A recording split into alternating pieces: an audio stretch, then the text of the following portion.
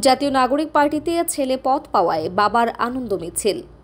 নোয়াখালীর দ্বীপ উপজেলা হাতিয়ার মাওলানা আব্দুল মালেক তার ছেলে দলীয় পদ পাওয়ায় খবর পেয়ে আনন্দ মিছিল করেছেন।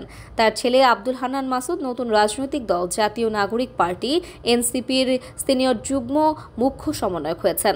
এর আগে মাসুদ বৈষম্যবিরোধী ছাত্র আন্দোলনের মুখ্য সংগঠক হিসেবে দায়িত্বে ছিলেন এবং তিনি হাতিয়া উপজেলার বাসিন্দা।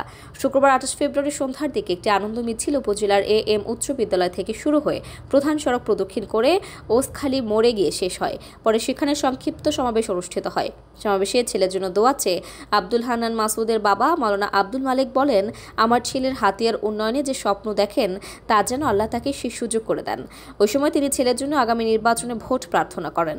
এছাড়া সমাবেশে উপজেলা ছাত্র প্রতিনিধি মোহাম্মদ ইউসুফ রেজা, আবির হোসাইন, ফাহাদ হোসাইন, মোহাম্মদ সোহেল সহ বিভিন্ন শ্রেণী পেশার মানুষ উপস্থিত ছিলেন।